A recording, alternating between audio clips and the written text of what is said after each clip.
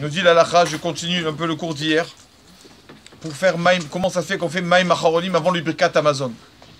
Parce qu'on sait tous, qu'on l'a dit plusieurs fois, que le Birkat Amazon est la seule prière qui a été, comment on dit, qui a été décrétée, instituée par la Torah elle-même, pas par nos sages.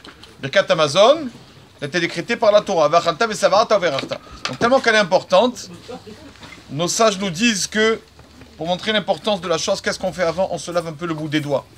Pour nous montrer une chose, que quand tu fais quelque chose, tu dois le faire quand tu es pur. Quand tu vas prononcer le nom d'Hachem, tu vas faire une bracha, tu ne peux pas avoir les mains sales. C'est pour ça que toujours avant la tfila, même avant mincha, malheureusement on ne fait pas toujours attention à ça, c'est vrai. Mais la halakha, avant mincha, avant de faire la prière, ou avant arvit, ou avant shachrit, il faut se laver les mains. C'est le dans le Shulchan Aruch. Quand tu vas prononcer le nom de Dieu, tu vas parler devant Hachem, tu as les mains propres. Quand les gens ils ont des rendez-vous, le costume, la cravate, tout, il se fait bien, qu'il soit tout propre. Les ongles, les mains, tout.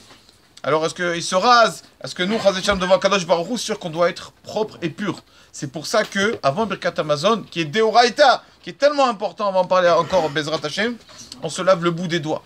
Combien c'est dommage de mépriser cette mitzvah alors qu'elle est tellement importante. D'accord? Il y a le Rav sur ça, la pureté.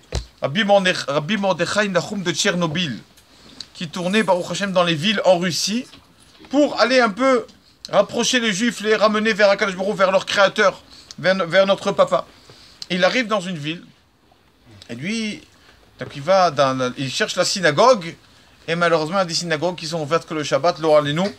Donc il va à la synagogue là-bas, c'est fermé, c'est fermé.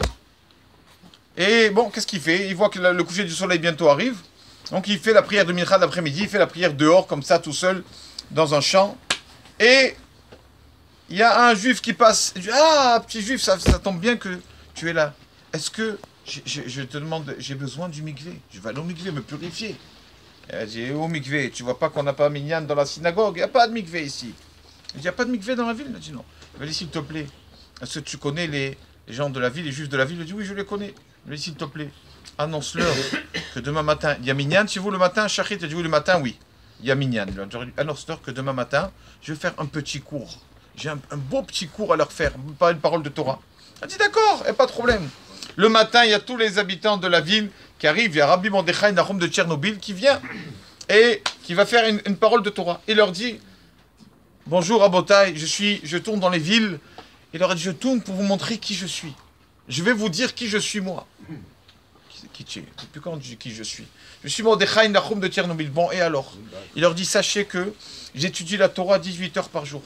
Sachez que je me lève à 2 h du matin. Sachez que je fais toutes mes brachot avec Kavana.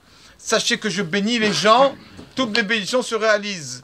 Sachez que je suis très modeste. Sachez que j'ai beaucoup de défauts. J'ai travaillé sur tous mes défauts. Ah, ils ont dit, attends, celui-là, Baruch Hashem, comme il faut, ils se vendent comme il se doit. Ils n'ont pas compris où il veut en venir. Il dit, sachez, Rabotai, que je connais ça. Sachez que toute la Gemara, je la connais. Sachez que Shulchan Aruch, je le connais. Bon, qu'est-ce que tu veux?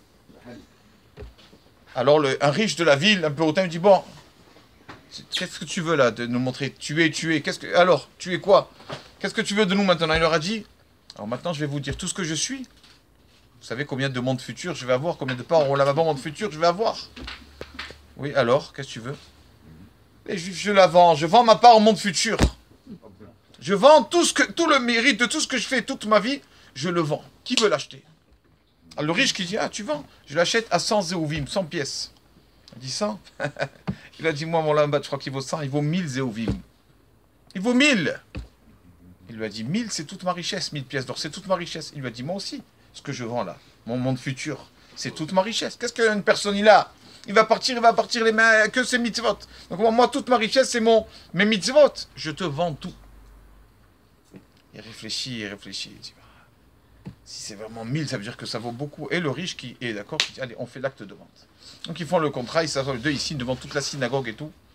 Il lui donne les 1000 pièces, il lui dit, maintenant ces 1000 pièces, qui est le président ici? Il lui dit, tiens, avec ça vous allez construire le mikvé.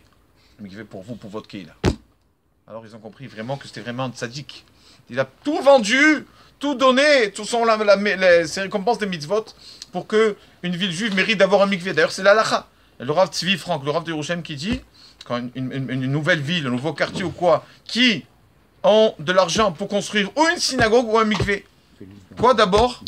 Mikvé. Mikvé, c'est avant tout. La pureté, c'est avant tout. La pureté, c'est avant tout. L'importance d'être pur quand on va prier, tout ça. Prier, on peut prier n'importe où, mais il y a des conditions.